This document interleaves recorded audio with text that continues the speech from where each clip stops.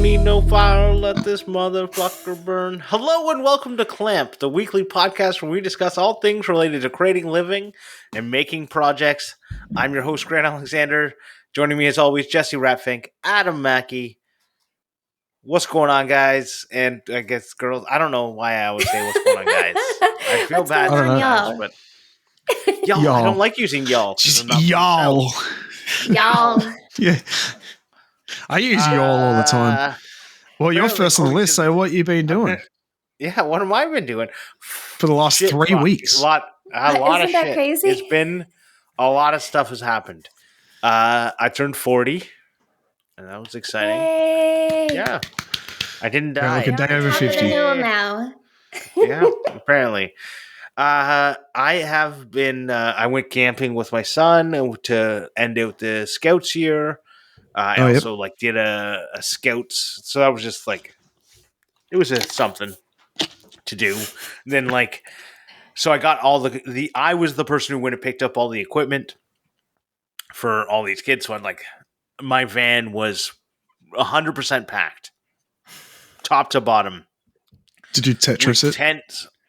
I didn't, and maybe I could have done it better, but I thought I have a fucking van. I can just shove stuff in. I did Tetris it a bit, but I didn't do it probably as good as I could have had I known I was going to run out of space. Yeah. But I also I thought other people might be able to pick some stuff up, but they didn't. Whatever. And then I ended up having to pick up someone and drive them there and back, which is fine. I offered. They live, close to me, and it's an hour away, and they didn't. Otherwise, their husband would have had to drive out with them, drive back, go and pick them up at the end. Anyways, I was like, yeah, you can just come with me. But then all their stuff had to come with me too, which was a whole bunch of stuff. Anyways, it was a lot of stuff backed in there. And then when I was unloading everything, even when I was at the camp, I saw all these bags were they had these nice tables or aluminum tables for so you can cook on them. They're aluminum instead of plastic, so they don't melt. But they have this bag, and it's this canvas bag, and the straps are broken, and the bottom's all fucked up on them because they're old and they've been dragged to kids drag them around or whatever. I'm like, well, I can't let this leave my house like that, so I replaced the straps so you can carry them again. I added a piece to the bottom of new material so that it would be a little bit more strengthened, which was a pain in the fucking ass. That trying to add material without undoing the whole thing was a pain. Luckily, I have that hand crank sewing machine that has a super long, skinny thing is made for doing shoes.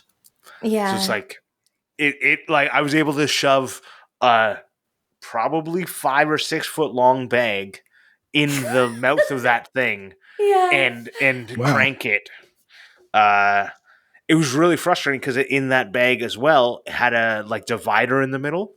So I can only do half of it.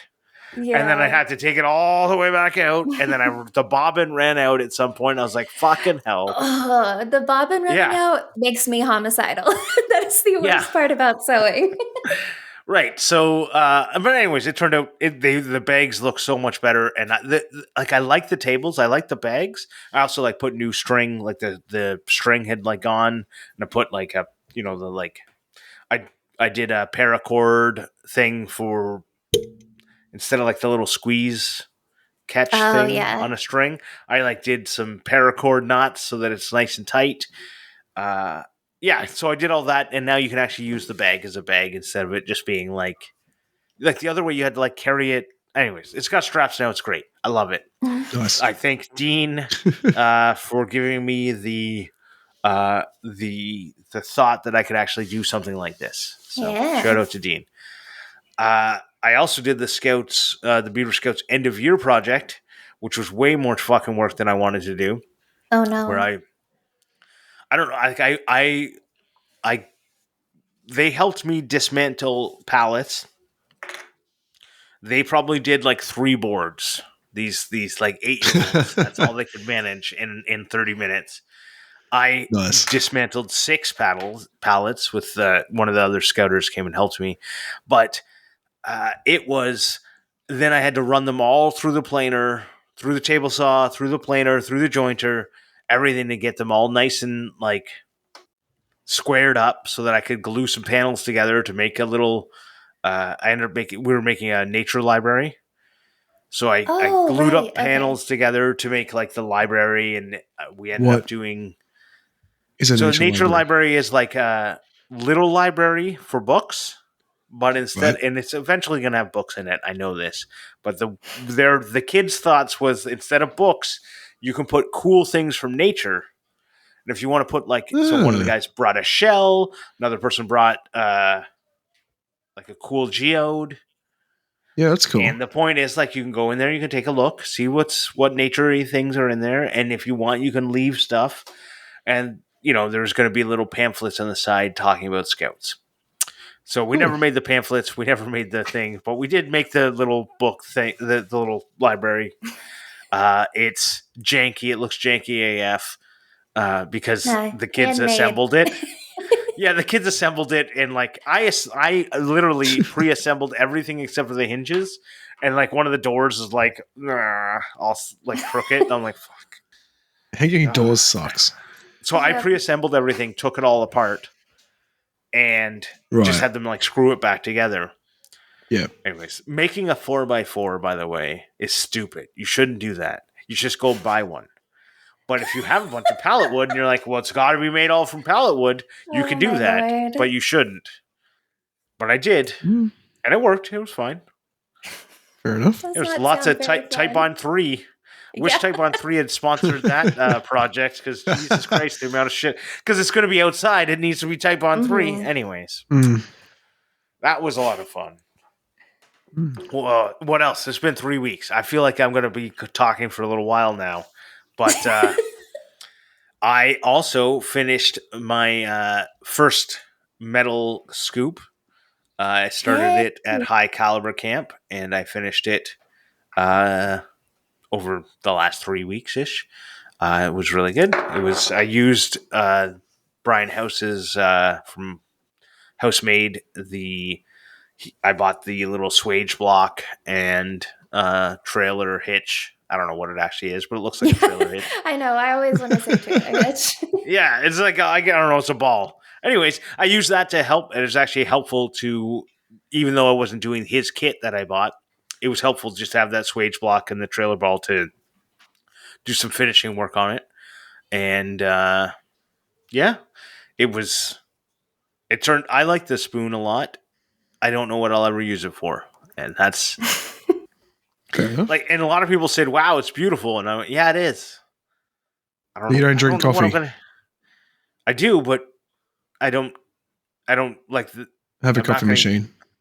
I have a coffee machine and a scoop that's measured perfectly to be the right amount. So that I know exactly, if you're one of those people.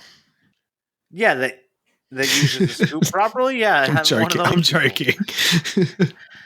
Tyler uses a scale just to make everybody feel better. Oh wow! He goes all out. Mate, you should see my coffee setup. Everything's made out of wood, all really nice and everything. It's my wife thinks I'm crazy.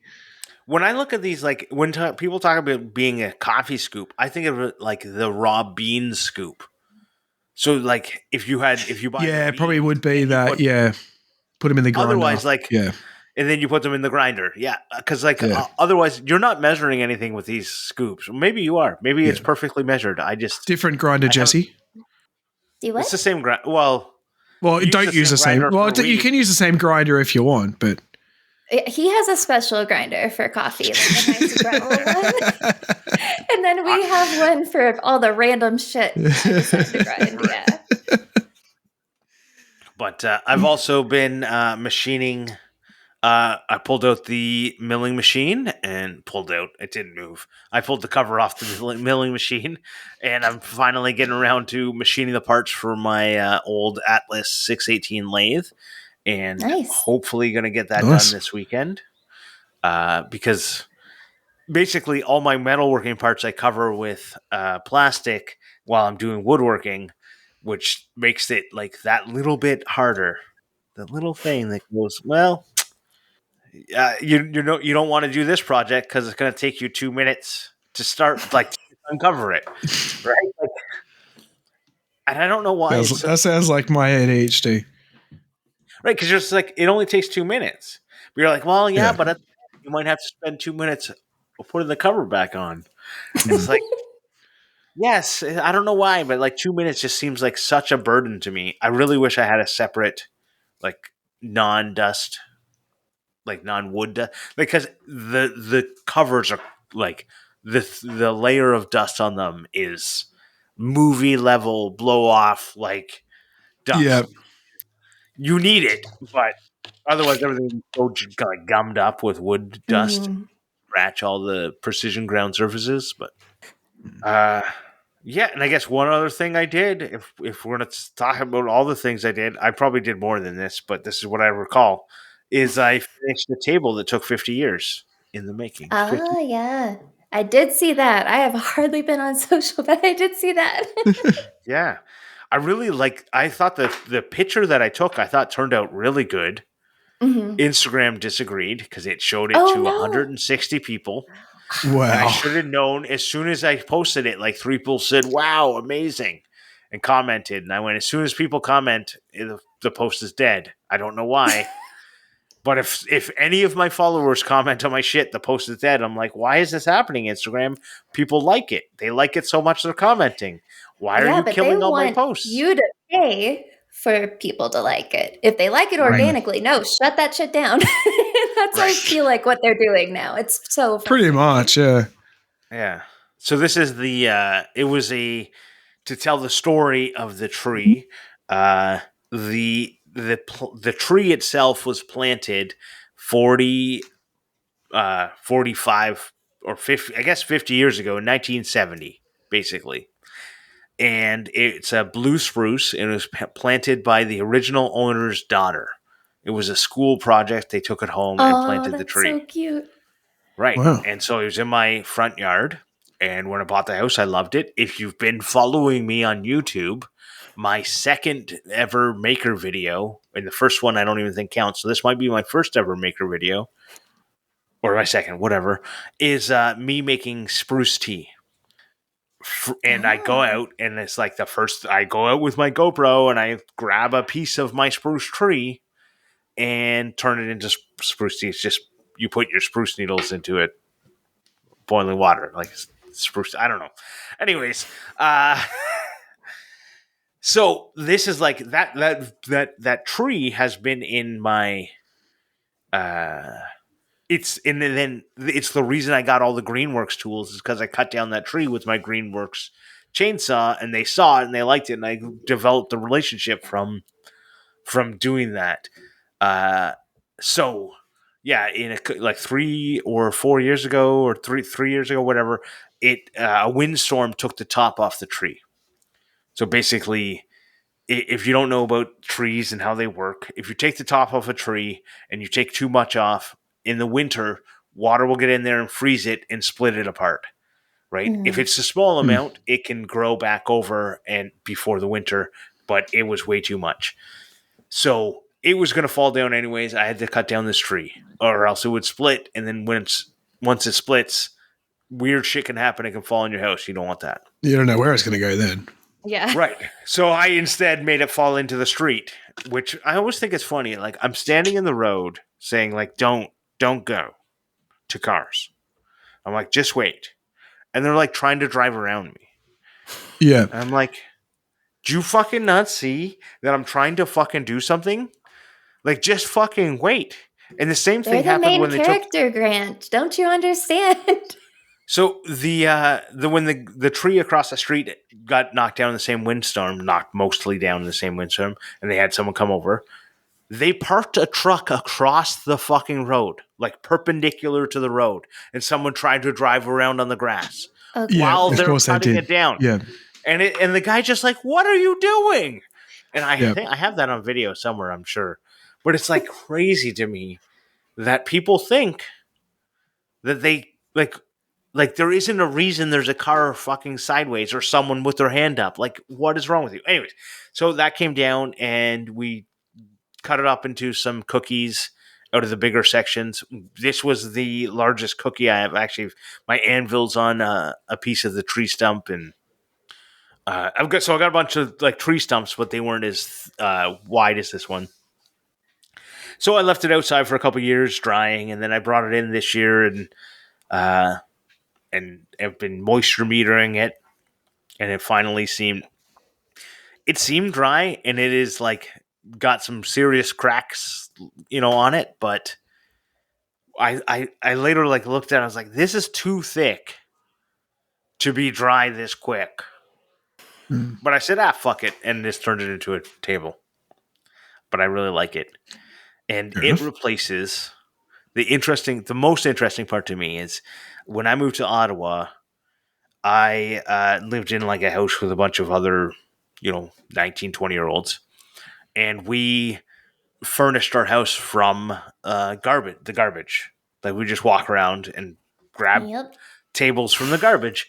So the table that it replaces is something I got 20 years ago from the garbage, which has now been put out in the garbage and gone. But it's just crazy to me that I had this, and I have more of them. I actually had 4 of them. At one point, I had 4, and I used them as a coffee table for a little bit, all stacked together. And then they became like 4 end tables, and now I think I'm down to one left. And yeah, that's what I've been up to.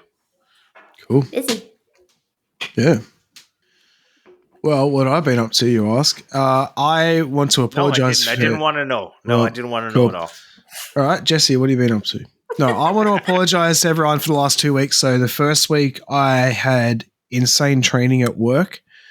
So I had no time to record at all. And then last week I was in hospital. I'm still not well. You can probably tell the way I'm nasally and stuff, but it's actually a little bit unrelated. I don't know why I just said that. But I went into hospital. I had a lump in my throat. I had a really sore throat, but it wasn't like a normal sore throat. It was like a lump to the side of my throat. And still don't know what it is. I've had CT scan. No, sorry. I've had an ultrasound and stuff. And I've got a doctor's appointment on Tuesday next week to get the results from that and everything. But everything's come back clear and we don't know what it is, but it's just still agony. And it's a weird sore throat because it's not in the throat. It's to the side of it. It's more of like my, what's the thing called? My thyroid. Oh, okay. But it's like, so like my thyroid hurts, but then also my Adam's apple hurts, and it's really weird. So hopefully they can work out what it is, but probably not because doctors are hopeless. Yeah. This is the thing I always think about doctors. When you watch House and you go like, he never actually solved anything. He would just like try and treat something. And if it worked, then he solved the puzzle, right? Yeah. And that's how doctors work. Yep. That's how I ended up in the hospital once because they said, oh, your throat's sore. You must have strep throat. That's been going around. Here's the medication for that. And my throat closed up. I could barely breathe. Okay. And I ended up in the hospital, like on an IV for like 3 days. And I had mono.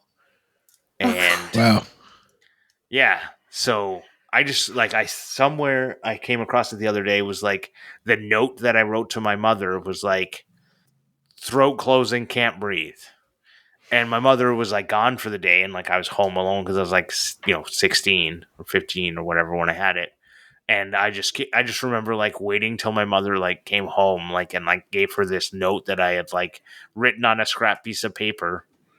And then she saw that and took me immediately to the the emergency room. Yeah. Right, and I ended up in the hospital and like on IV and shit for like 3 days, which is crazy. But yeah, so doctors just like guess, and that's how it works. Yeah, well, it was crazy too because like I went in and like I didn't want him to think that I'm just like some weirdo like, well, you can't deal with a sore throat, but I could just tell that it was different. And then I went in and he's like asking me all these questions. He's like, do you have any symptoms? I haven't been sick at all. I had no symptoms. Like it was just that sore throat. And then he got his boss to come in and have a look, and he could feel a lump like in my throat. Oh. And then they did blood tests. The blood test came back clear. So he's like, it's definitely nothing serious according to blood, because if it was an infection, it would show up. If it was cancer, it would show up, apparently. So we'll send you home to get an ultrasound the next day. So I went and got the ultrasound. That came back clear. And I'm like, I don't know. As I said, like with the ultrasound, they can't see in my throat, so they can't see if there's like a cut or a scratch or something. All they can see is if there's a growth, which there wasn't. Yeah. Well, that's good. Which is weird because the guy felt a lump, but then there was no lump in the ultrasound. So what the hell did he feel? Can the ultrasound feel scar tissue or see scar tissue? I honestly have no idea. I don't know. I'm not a doctor either. Okay. I'm not a doctor. Yeah. Anyway, so my throat's still sore like a week and a half later. And yeah, I don't know. Bit annoying. What else have I been doing? So I've been working with fiberglass for the first time, which sucks a lot. Yeah. It's so much. Hold on. It looks so easy. Yeah. When did you start that? Last week. Before the lump? Did it cause the lump? No, it was after the lump. Okay. Yeah. So I oh, you probably can't see it. I cut the front of the headlight. I cut the headlight off the front of the motorbike that I'm building, and I'm putting a new headlight, so changing the shape and stuff. So I got a fiberglass all around. The fiberglassing itself isn't too bad, although I thought it would be a lot easier. But the cutting sucks, eh? Yeah. Cutting it, like I hate wearing protective equipment, and I'm like, I can't not wear a respirator and shit. Like, it is so bad. Yeah. Well, so are you using epoxy resin or polyester resin? Good question. Is it a 1-to-1 mix, or is it a like? No, it's not 1-to-1. It's 30 mil to 100 mil. 30-to-1. It's probably polyester resin. Is it like maybe like Bondo, where you like add a tiny amount of hardener to like this giant amount of stuff? How about I just have a look at the box? All right. So epoxy is so much easier to work with than polyester resin. It says, and doesn't say. It's like one of those things that like you need to. That's like the general terms, but all I know is like the epoxy resin stinks less. It's easier to work with. And the polyester resin is like super fast to harden. It's what like Austin worked with his surfboards. Oh, polyester, yeah. Fiberglass polyester resin. Yeah. So you should probably consider looking into epoxy resin for the next time because it's a lot easier to work with. Well, that was the cheapest kit that I could buy. Yep. Yeah. But that's cool, man. Yeah, I mean, I hope it works out. It's coming along, but it's just really like I thought that it would take shape a lot easier, but it wants to lift and stuff all the time, and it's frustrating. Yep. Oh my god, yes. Imagine doing it. So on the trailer, there was a crack underneath it, so I had to get on my back underneath it and try and get the polyester resin in to fill in a crack from underneath. And I was putting like, strips of fiberglass, and they just kept wanting to. Gravity said no, thank you, and you were just like, I'm gonna keep painting you on with more resin until it fucking hardens up, right? That's the hard part that I had at first. Yeah. Sorry, go. You're still talking. Yeah, no, go ahead. I have a problem with talking over people. So because I've got the front of the bike like on the bike to keep it shaped, while I put on the first layer, that it's like wanting to slip off and dripping everywhere and all this shit. And then once I got the first layer to harden, it was then strong enough I could pull the whole front off and like stand it upright. And use gravity to your advantage instead of going. Yeah, exactly. Yeah. And then, like, did you have a time where you were like trying to do it, and then like the cup that you were trying to dip into like melted? No, I cut a shit.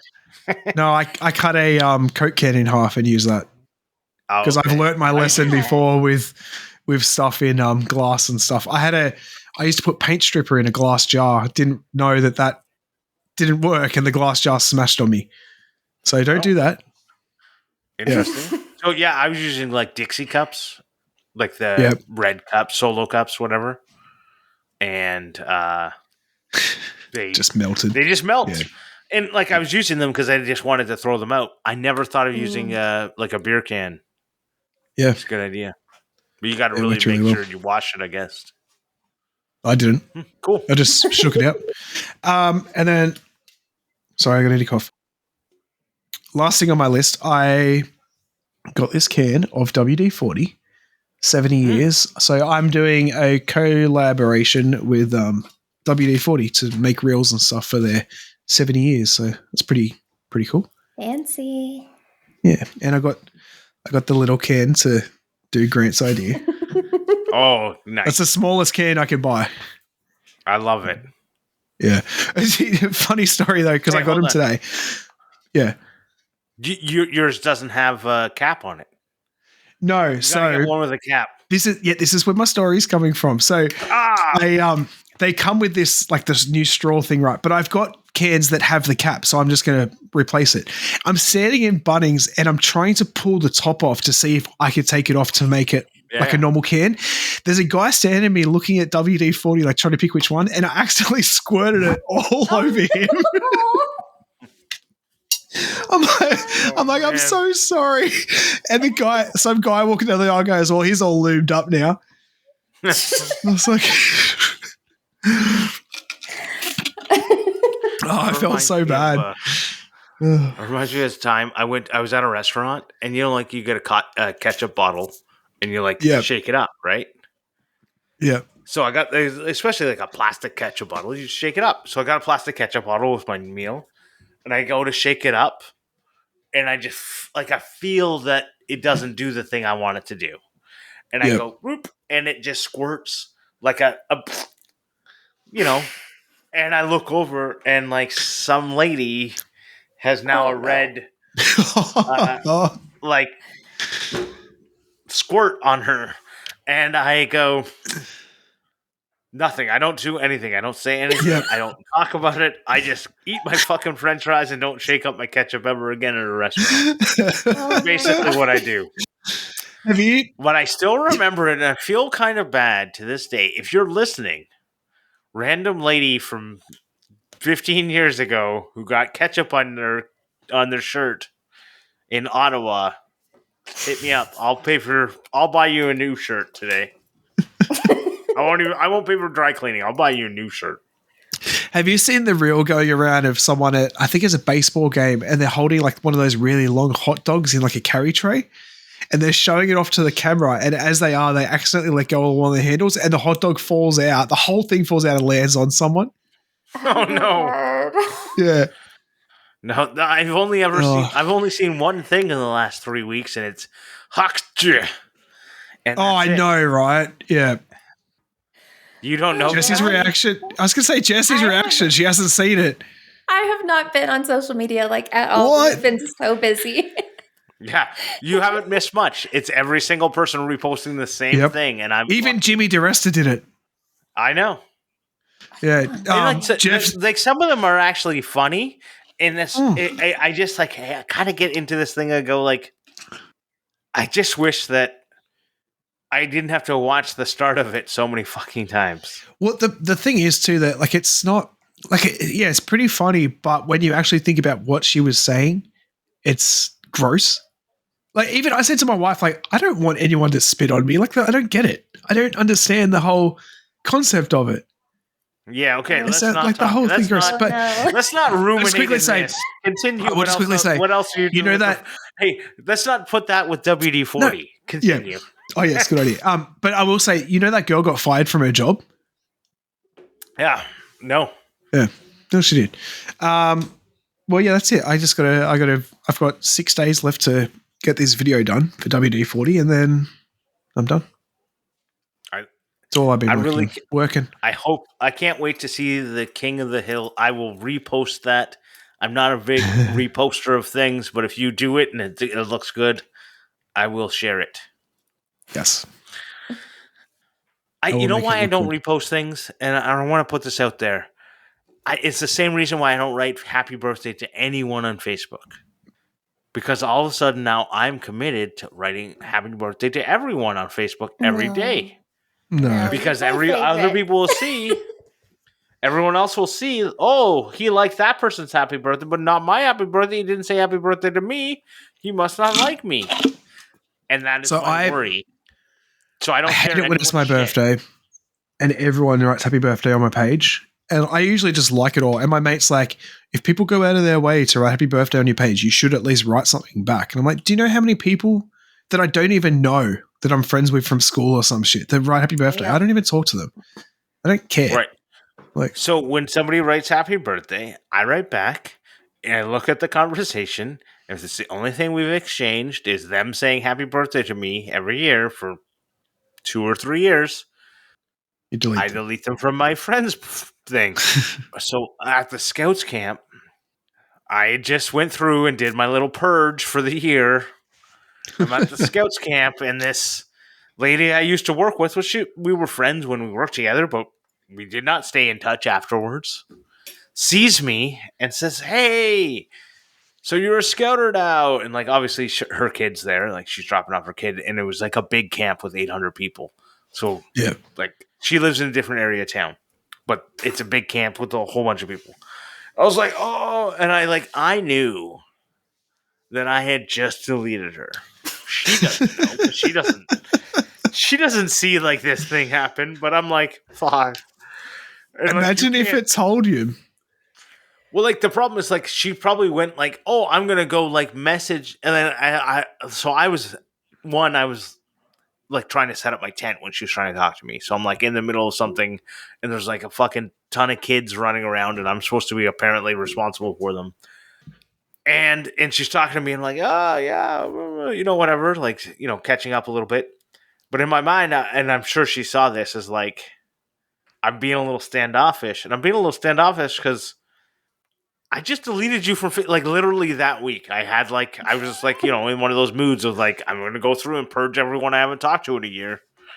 Yep. So I'm sure she went on there afterwards, saw now that we're no longer friends. Well, at least she doesn't know when you did it. Could you? I would be like, I would be happier to know that I had just done it, and then Yeah. go, well, like I just purged you. She might have thought I did it 4 years ago.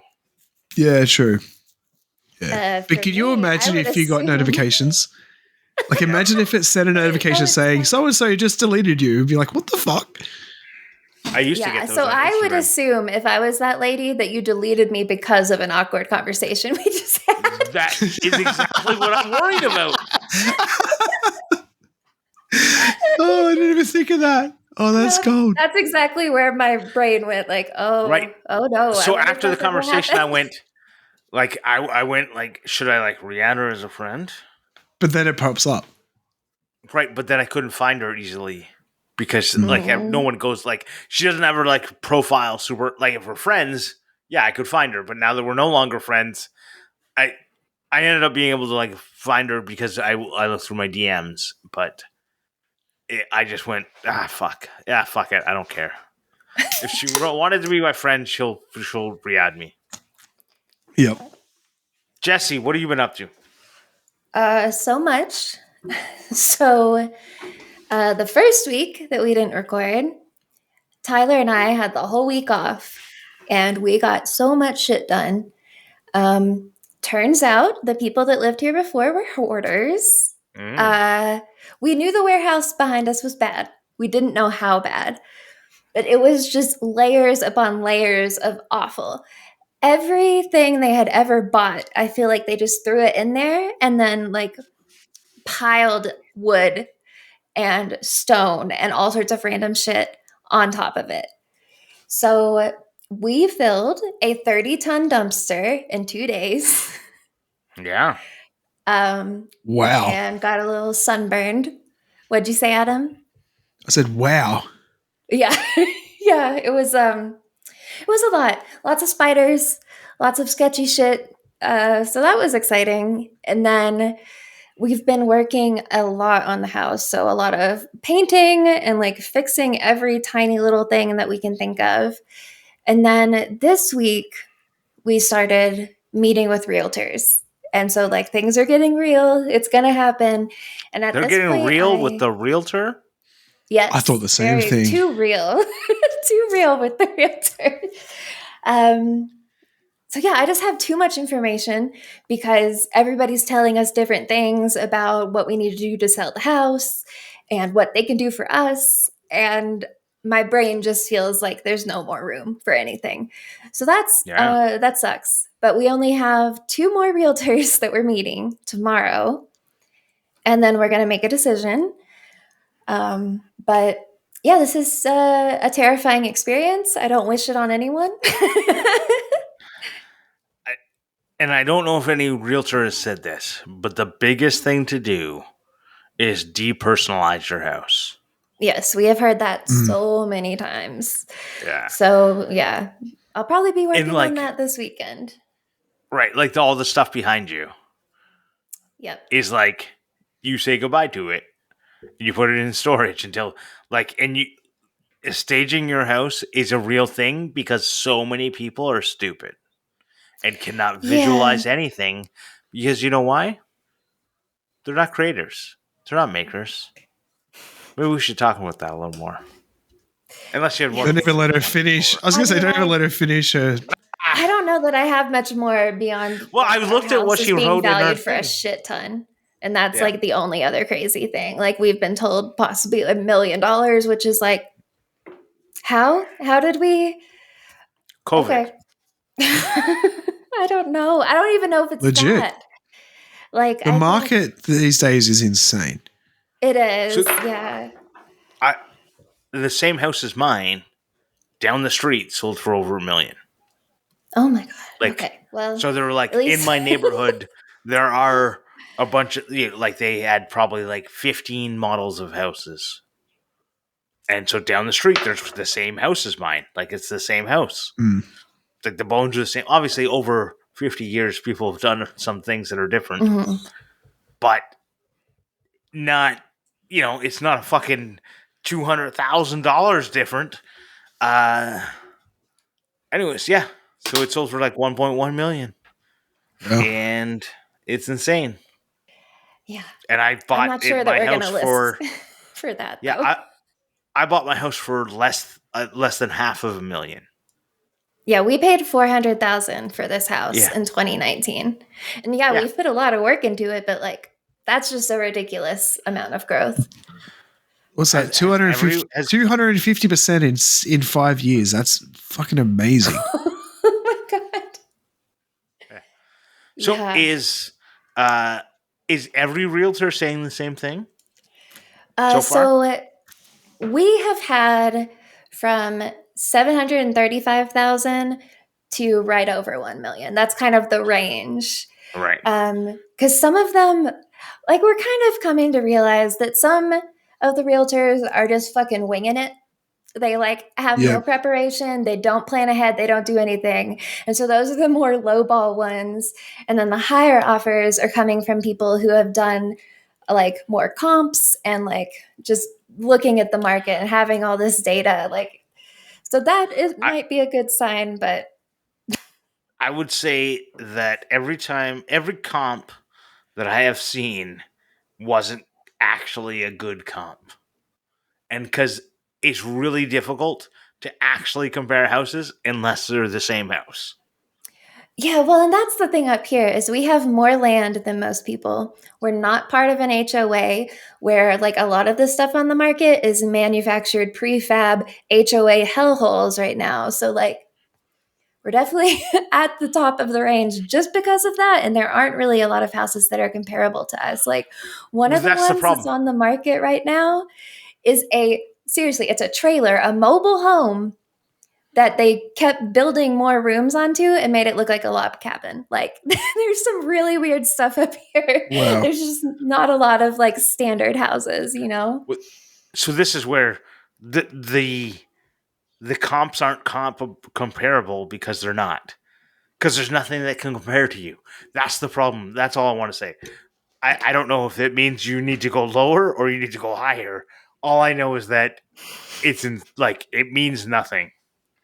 Yeah. Go with the person that you trust the second most. Because the person you trust the most is a con man.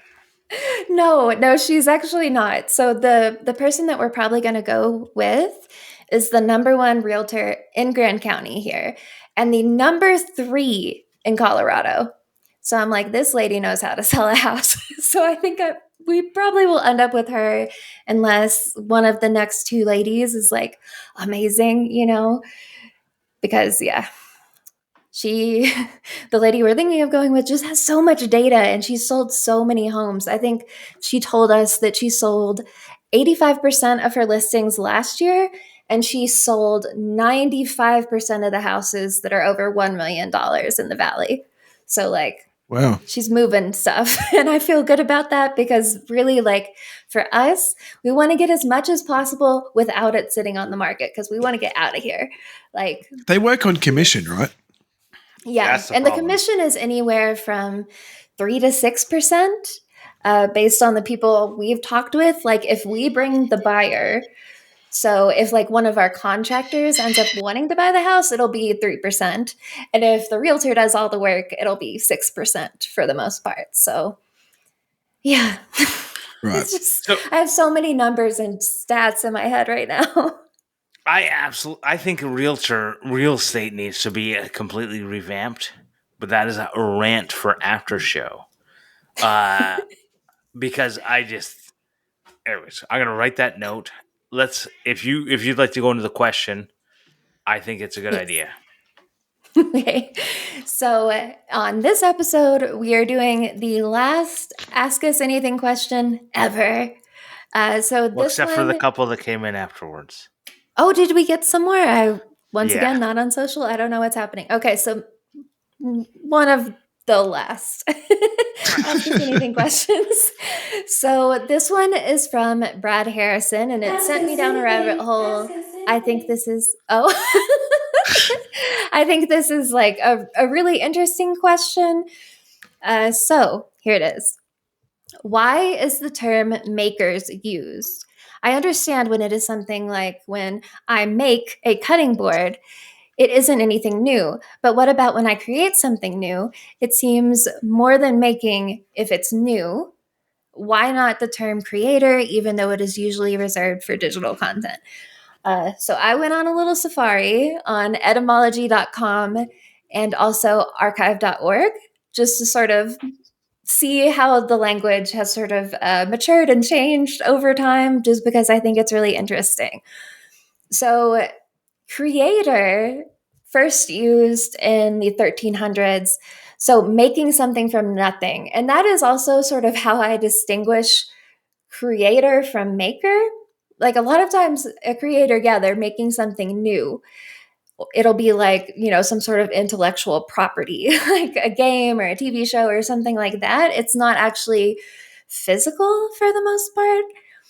And then, of course, your Sky Daddy flavor of choice, also referred to as the creator because created us from nothing, according, to people. So, but it's also important to note that maker also came around in the 1300s, and that is defined as one who creates shapes, forms, or molds. And then beyond that, craftsman was sort of the term for the manual laborers. What do you need, Grant? Okay. Well, I thought this was an interesting point. And I wanted to a little bit talk about like the interesting point of maker includes create. And I thought that was really interesting that like, so when you say that, and I started looking into like the etymology of different words as well, like inventor and manufacturer. And I thought it was interesting because a lot of them, like the inventor came way later after invention. Mhm. Manufacturer came way later than like, so creation was probably way before creator. Make was way before maker, which I find an interesting thing. And even like maker includes create. And so I wonder like when was the first time someone used the word like I made that or I created that? Yeah. And we didn't go that far, but I just wanted to mention it. Yeah, I mean, I'm assuming it's probably 1200s, 1300s, just Yeah. based on like how I was sort of looking through everything.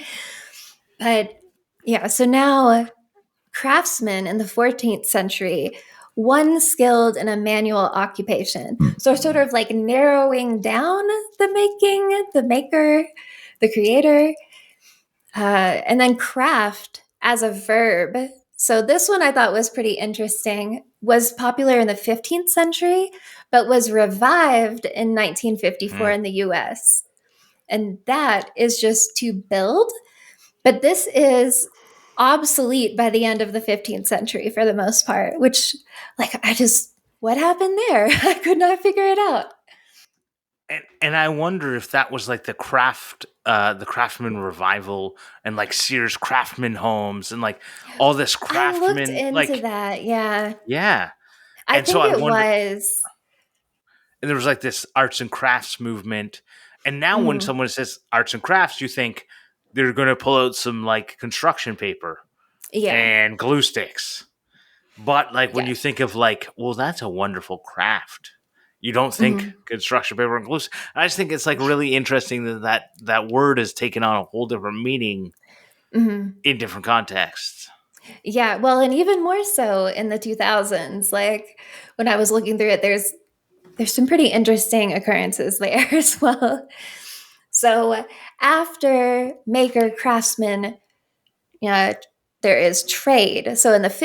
1540s, that started to become really popular, and that is defined as occupation, the craft or business one has learned and carries on for a profit or a living. So it seems originally a lot of these terms that we now sort of they're like synonymous with the maker community. Previously, that used to be what you did for a living and how you described yourself. Well, it's like in Australia we call them tradies because they have a trade. Yeah. And it's not like not to me, but to a lot of people, having a trade is a big thing. Like my mate, Mhm. he just gave up a $160,000 job to go to $50,000 just because he wanted to earn the trade. Wow. Like he wants, but like obviously once he finishes his school, he'll go like get money back up again and all that sort Yeah. of stuff. Yeah. But he wanted to have a trade. To me, I don't see the whole big deal with it, but to some people, it's important to have that. So yeah, I mean, it's a good way to make a lot of money. Like, I know where I grew up in Kentucky, it's like, you can go into construction, you can be an electrician. Like, there are all these little niches that are like, or a yeah, plumber. A plumber is one that, like, you can make a shit ton of money if you are the only yeah. But you dude have to in the deal with a county lot of that's shit really good too. at it. Yes, that's Literally. the downside. And then, so also important to note that manufacture starts being used in 1567 that Grant put on there, which is a synonym for maker that was used in the Yeah. 1400s. So we're kind So of like, yeah. I put that in there because I wanted to talk a little bit about the root of those words, and how they relate to today. So manu or manus or whatever means like hand. And a lot of people think man and they think man, and it's not, it's hand. So in like manufacture and facture in, if you know French, if you want to call for your bill, you say like, I want the bill, I want the facture. Je voudrais Oh, le there you go. facteur. And the Ooh, I never factor Very knew is good. like that. the invoice, which is the like listing of the things that were made. Mhm. And that's what Right. manufacture, it's like handmade. It's like the making by hand. And I just think that's why like manufacture means something made by hand. And that's where it all comes from. It's like Wait, Latin based. but if something's manufactured now, it's usually built in a factory. Oh, I Yeah. understand that. And that's the interesting part about how language evolves. And that's Right. like, so this is like 1567. Manufacture meant something like basically made by hand, and Mhm. Hmm. because there wasn't a factory then, right? Right. And now we take Yeah. manufacturer, it means something completely different, the same way that maker means something different to everyone who hears it. and so does all Yeah. the other words that we're going to be talking about. Anyway, sorry. That was the first instance of manufacture was apparently 1567. And from that then became later manufacturer, which described the person doing it. Right. So Interesting. after that, we move into trades. So trade 1540s, tradesmen 1590s. And that is not just someone who is skilled at making one particular thing. It could also be a shopkeeper at that time, which I think is Right. pretty interesting because it keeps getting broader and broader and broader. It's also neat to note that tradeswoman 1707, tradespeople 1760. So we just kept tacking on additional stuff, which I think is pretty neat. I always like seeing when woman gets ended. Well, I think it's more interesting that we had why don't we just make one word in 1760? Because we're still dealing with that today. Yeah. Right? Like there's still times where and I get it. I've had the problem of I'll say fireman to my sons, oh, go get the fireman, and it's I probably should just say firefighter because it's all inclusive. Mm-hmm. But I also realize that the particular people I'm referring to them to get their little figurines are men, so yeah. I don't know, but yeah, 1760. Yeah. That's crazy that tradespeople 1760. Right? I was thinking that might be early 1900s. I did not think it was going to be that early. And then, so another word that I think of when I think of makers is a tinkerer. So the word tinker came about in the 1640s, and that is jack of all trades, not necessarily unskilled, which I thought was a pretty funny way to put it because it seems that tinker was sometimes looked at as a bad thing. Right. Someone who was a little less respectable, a little less established, that sort of thing. But, really, you're kind of just a handyman, is what it sounds like.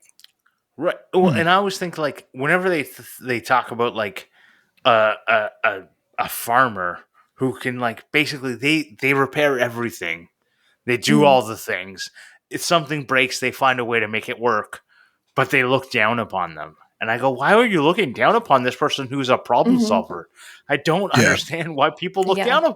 But these trades do. They're like, oh, they're not a real welder. They're not a real machinist. I'm like, no, they're not. Yeah, they're not a real machinist. They're a fucking problem solver. And they get shit done. Right? Yep. And they have a lathe. And guess what? It's not the most precision instrument in the world. But they get shit done. Mm-hmm. And farmers today, I'm sure, have 3D printers. I'm sure they have all these, and I'm sure they don't make the most amazing things in the world to fix their shit. But they get shit done. Mm-hmm. And that's what I think. When I think tinkerer, or, to tinker with something, is to try and figure it out and make it work again. Yep. Yeah.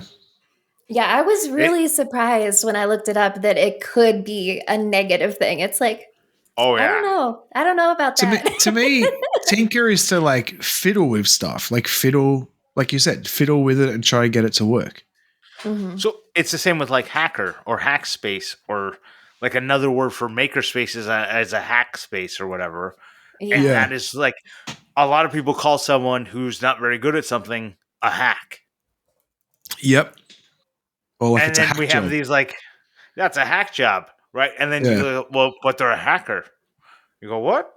A hacker is a very skilled computer person, and a hack job is done by it's all bullshit. Yeah. So I just looked it up on etymology.com because it's Etymon Online. Etymon Online. I don't know how you say it. I keep thinking it's etymology.com. It's not. It's just in my head. But I looked it up, and so it says 13th century as a surname, a chopper, cutter, perhaps also one who makes hacking tools. Right. So the hacker, as we know it today, and hack it doesn't come around until 1975. So that's I didn't think about looking that one up, but that's pretty cool. Well, so that's it. But even if you think about like that version of it, the people who made cutting tools, there were people who made like hack and slash tools, and people who made like surgical tools. Yeah. Right. That's Yeah. where it comes from. But it's the same with like tinkering and like all that stuff. Anyways, it just makes me think. When I saw Andy Pugh, Tales from the Tinkerage, I thought that the Tinkerage is such a wonderful name for Yep. a little shop. And I loved that about that guy. Anyways, it's a little aside. Yeah. So now we're going to kind of jump ahead a little bit. So I started typing in things like shoemaker, cabinet maker, like carriage maker, like all of these sort of words I could think of that used to be trades or jobs back in the day. And it seems like the job description plus maker came back in the late 1800s, early 1900s. So we had stopped referring to things as trades, and now we were getting really specific with everything. So I thought that was pretty interesting. And I think that's probably just a case of we had more technology at that point and we had Yeah. more jobs to go around. So people were being really specific with the things they did and made. So that is Right. pretty cool, honestly. And after that, I Well, started before that- losing the trail. Oh, Before that, I think it's like a really interesting thing, like tool and die maker. And like if you look back at even the 1900s and what the jobs were, they were so specific mhm. and they were so something Yeah. something maker. Like Yep. it was so maker, right? Yeah. And it meant something to be some of those jobs meant you were so fucking skilled. But you like today we don't know what that means. Right? Like- Make is such a broad term now. Yes. Right. Well, that's what I'm. And even like when you say some things, they used to mean like you were the top of the line on that particular thing, Yeah. and today it means nothing because there's no more of them.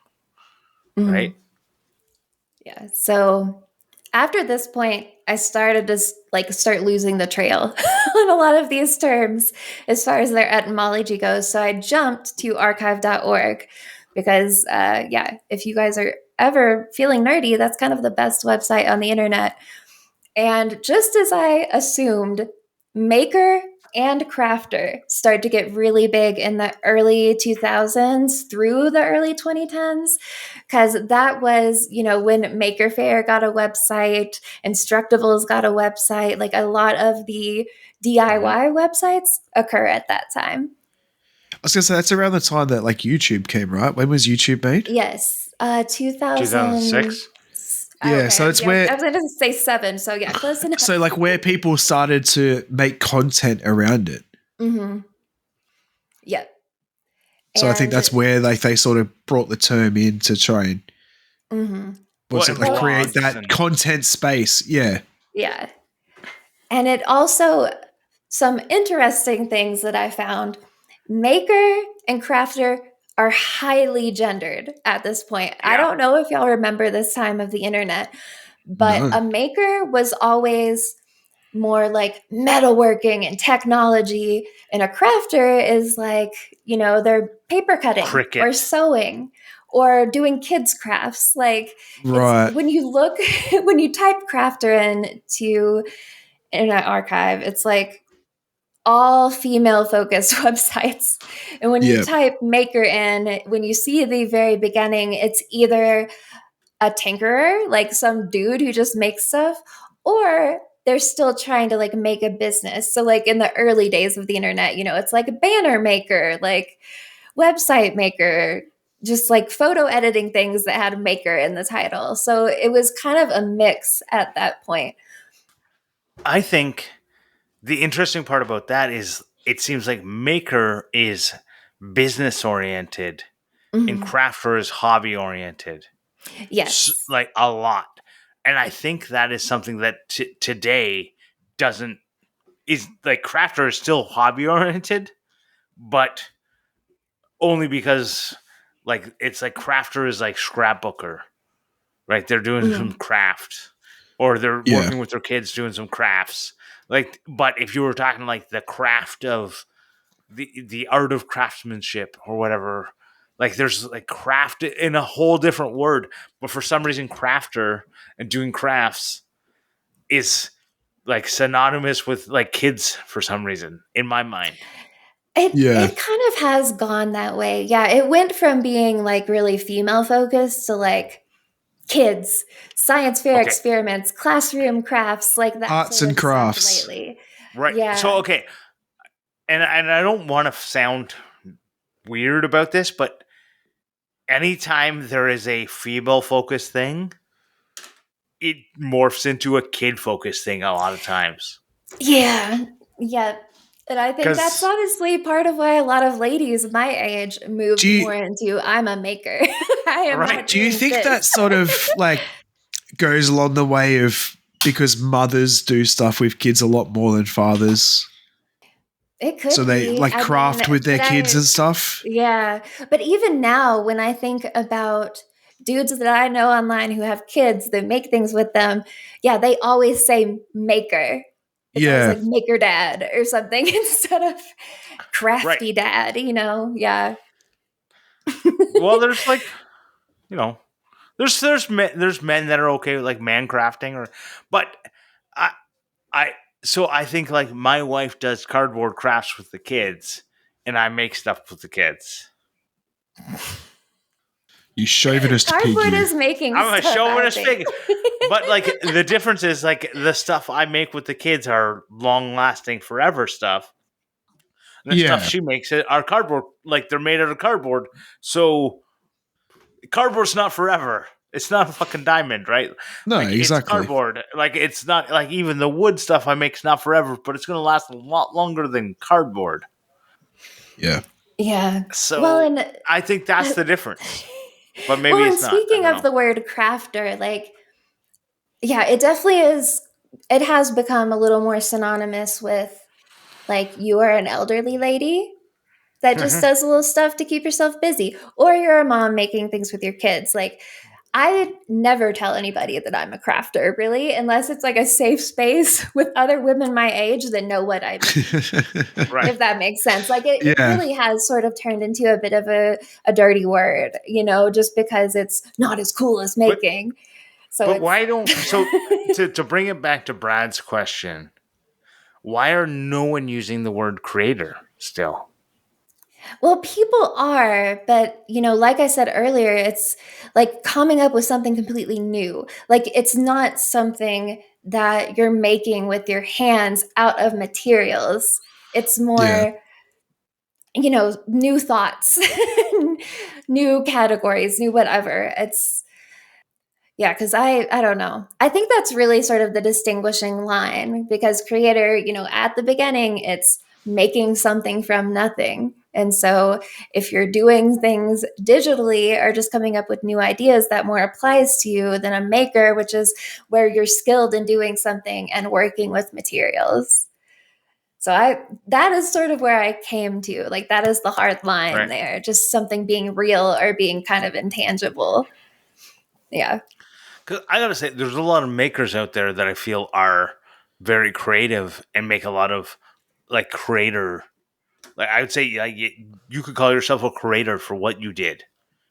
And there's a lot of other people who I go, yeah, you definitely made those things. You're a maker. And I don't know what like, and they're very skilled. And this is like the whole like argument about like craftsman versus artist. So I think maker versus creator is the same as craftsman versus artist. Isn't that like it doesn't matter? Well, it doesn't call matter, yourself I think whatever you feel comfortable with. Yeah.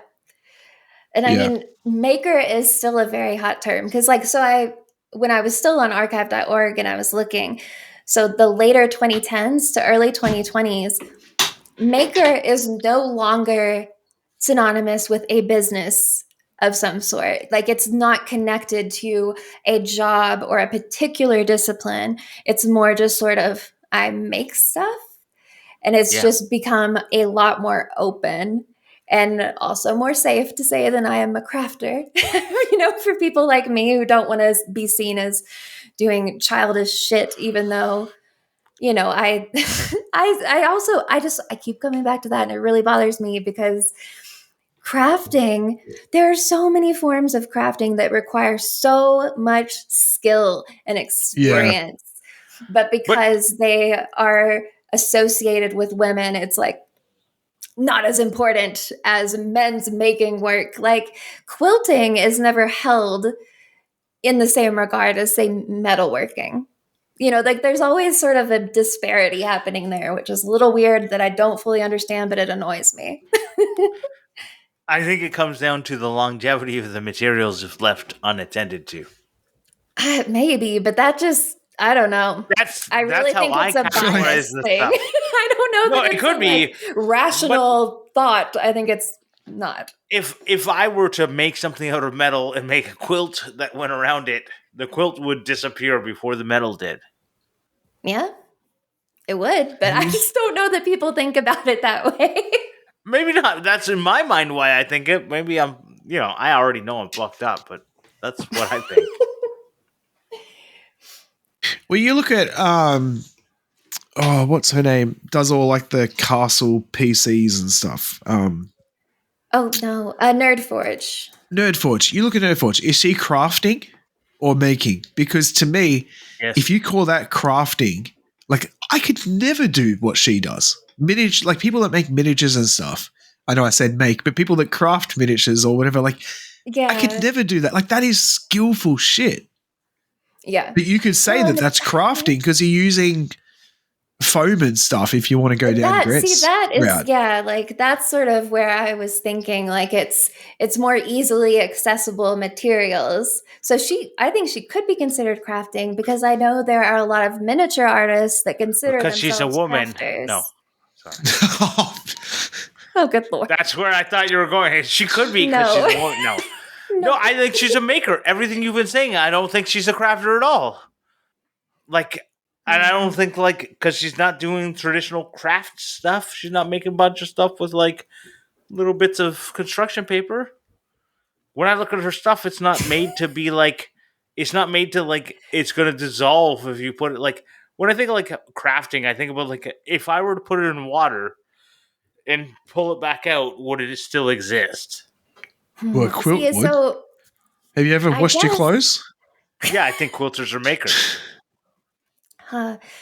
So I guess when you think craft, do you think less of a specific discipline and more of arts and crafts, right? Yeah. Okay. Yeah, I guess I feel like I think more of the tools used in a way, or maybe not tools used, but more of the area that you need. Like if you're making something out of wood, you need a big shop. Whereas crafts, say quilt making and stuff, you could do it on a lounge or do it at a desk. Say that to the long arm quilters, buddy. They have entire fucking shops. Well, I'm sure they do. But everything can be expanded to be big. Mm-hmm. But I feel like arts and crafts can be done on a table.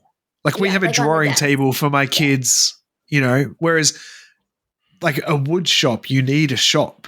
You couldn't do woodwork. Okay, you could. You totally could. Think of what is it Okay, it's not Kumiko or whatever it is. Not that's not the word, is it? The little I know what you mean. The Japanese, yeah, but no. But if you were withering, a spoon, right? When you're camping, are you crafting that spoon or are you making that spoon? Oh, fucking wiltering. You've made my mind. Right? Yeah. No. Whittling. There we go. Whittling. You made my mind completely. Yeah, I saw that you were broken. I thought I should translate.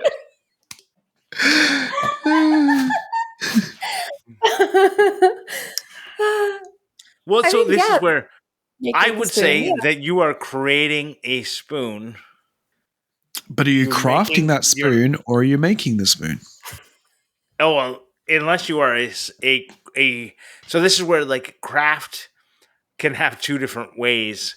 If you're going to sell the spoon at the end, you're a spoon craftsman or craftswoman. You're a spoon craftsperson. And if you are going to sell it at the end, yeah, that's what you are. If you're going to make it for yourself, then you're a spoon maker. And Right. if you are at the end are going to throw it in the fire, well, then you're me. So, So, so beyond what I had mentioned earlier with like the difference between, maker and crafter and them being highly gendered and that sort of stuff, I think it also at this day and age is basically maker encompasses a ton of shit. So if you are someone who has a wood shop and a metal shop and like all sorts of different things happening, you tend to go more with maker. But there are a lot of people out there that like they specialize in one thing. Like one of you mentioned scrapbooking earlier, and like yeah. I know people who have an entire room in their house dedicated just to scrapbooking. And it's Yeah. like a closet full of like magazines and like all this shit that they can cut and paste and do all of that. And they would consider themselves more a crafter. So I don't know, maybe we're kind of going back Yeah. to like the more specialized things being a craft or trade. Okay, we were talking craft and trade and maker. The question was maker versus creator. And I think I want to go back to that a little bit and go, I think maker and creator are way more synonymous than maker and crafter.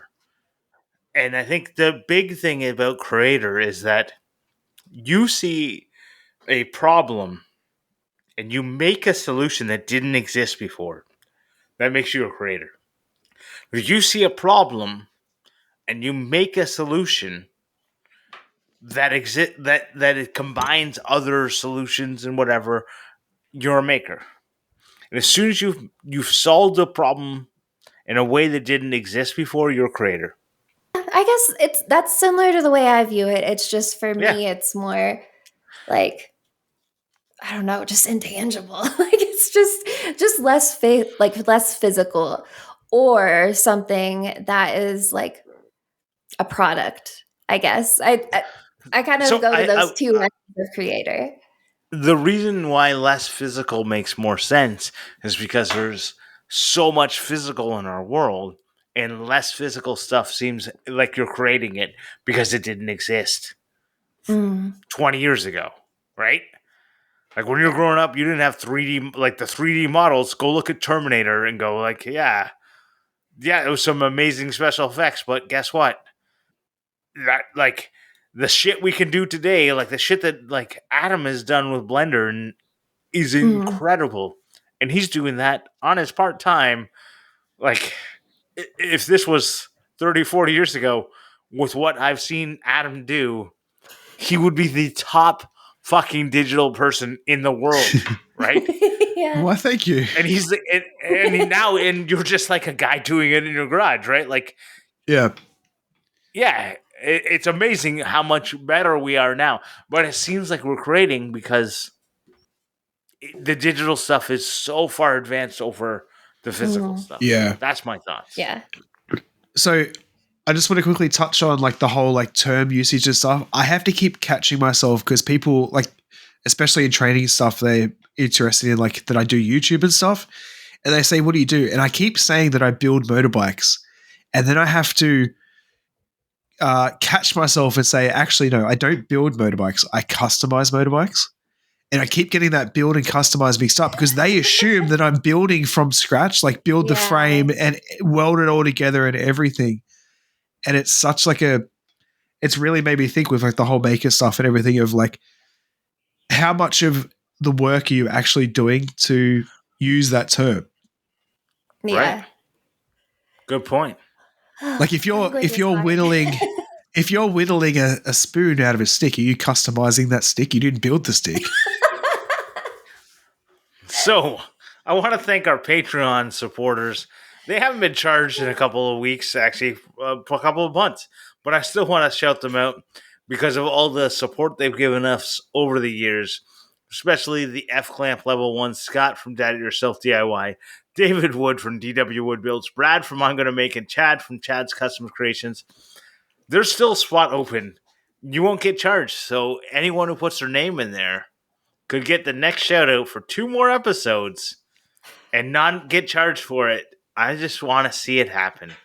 I also want to thank. No, I just want to say, I think for episode 200, we should shout out everyone, not just FT. For episode 200, I had an idea that not just everyone, every single person who's ever given us money, even if they're not current, was going to get shouted out. Well, there you go. There you go. That was going to happen. Cool. That way they can get their tax write-offs. That's definitely going to happen. Right. I want to thank TF Turning for the theme song. I want to thank the guest, which is only if applicable. And that's not applicable in this particular one. I say this because we've been using the same Google Doc. It has this on it every time. And I never delete it because I want to put it in there. And I just always go, I should say it because it would be funny. But it's not. So Grant's decided to end the episode, I'm noticing. I just want to quickly say I'm on leave for next week. So next week would be the perfect week for me to do the live episode. If you guys are happy to do the live episode for 199. No. Oh, good Lord. Because the week after I've got training again. Okay, we'll do it later. We'll take another break. Okay. Well, we might not need to take a break because I am off on the Monday. So if we want to do it the day the episode would normally come out, it works out good for me. We'll figure it out. Yeah. Thanks for putting us on the spot live on air. Fuck yeah, that's what I wanted to do. Live. Was that Bill O'Reilly? Anyways, yeah, it's an American thing. Bye. Goodbye. You can find us all in the things and the places. After show.